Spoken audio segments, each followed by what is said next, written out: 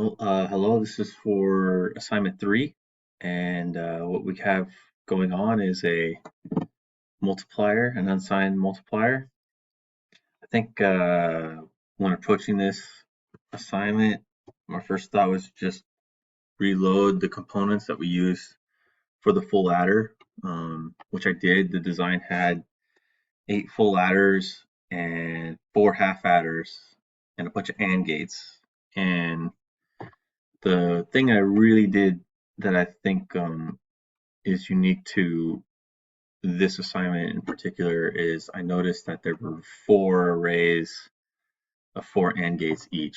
So here I have a component that I designed, nothing really too special. It has the 8 inputs and the 4 outputs of the XYZ for just a bunch of AND gates. So it's got the AND gates, the simple AND that we put in it, and then I just basically made a component that would be one component for a row of 4 AND gates. I wanted to try to keep the component listing down on my overall design of the multiplier as much as I could. I mean, I still feel like this could probably be a little bit less line-wise, but since this is kind of just early on and I'm still kind of learning this Stavato, I haven't quite gotten into any of the real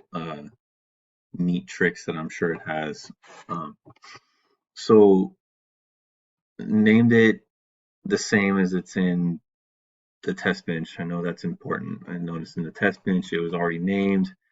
That's going to be the device under test. So here I made sure it would be the same, or else it would probably not work. One thing I did get stuck on, my test bench didn't have the VHDL 2008, so it was like whenever I went to run it, it was telling me I couldn't find the libraries. That was an easy fix. It just took me a while to find it. So other than that, I really didn't have any issues at all. You can see my entities here. And then for the behavioral, I've got, my 3 components. I've got my half adder, my full adder, and my row AND, my row of AND gates. I did notice on the design that you provided in the assignment, there would be a lot of connections between gates and adders. So it was a busy design. I'm sure it's not really that complicated. I know this stuff's going to get much more complicated, but with a busy image like that, I had to print it out and number all the little connections between them just so I could keep them straight. Because I know when doing something like this with port mapping, it's really important that you maintain some strong organizational control over what you're doing. So I wrote down, I'll include it in the written portion, how I wrote on there my little W numbers from 31 to 0 because there's 32 little connectors. It's like everything's a power of 2. So I have 4 row ANDs, 0, 1, 2, and 3. I hope you don't mind. It's a little bit light on comments. I really don't know much of what to comment here. I mean, they're just the components of the thing, so they're going to go there, and I'm just numbering them how I wrote them in the order that I wrote them on the page.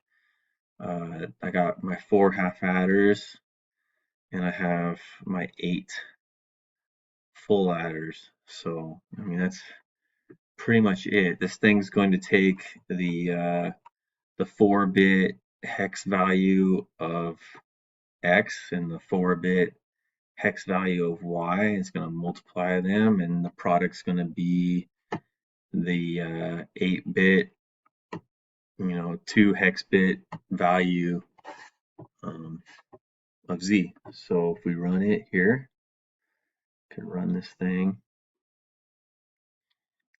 And it doesn't run the whole thing immediately because it only goes to 6 for X. I just hit it, make it go to the whole thing. That should be good. Yep, so we got F. So it goes through all 16 values of X. Oh, I went out. I'm gonna zoom in a little bit here. Maybe make this thing a little bit bigger. Because while we got test pass down here, I do know that I can connect all this stuff and have everything connected and port wise, but if it's connected incorrectly, it's not gonna perform the multiplication that it's supposed to perform.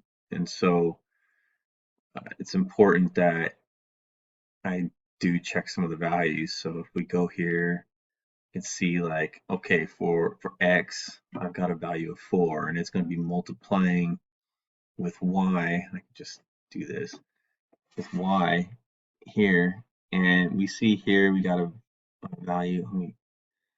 I'm really good with hex code, so I'd rather just move to a number instead of so like a value of 4. Got 3, 4. Value should be 12. Well, C is 12, because A is 10, and then you got I don't know, A is 11. Yeah, 10. 10, B is 11, and C is 12. Yeah, that's right. And then so we have a correct value there. 3 times 3 is 9. I can go further down here, in the double digit stuff. This is where we see how it's important that Z is an 8-bit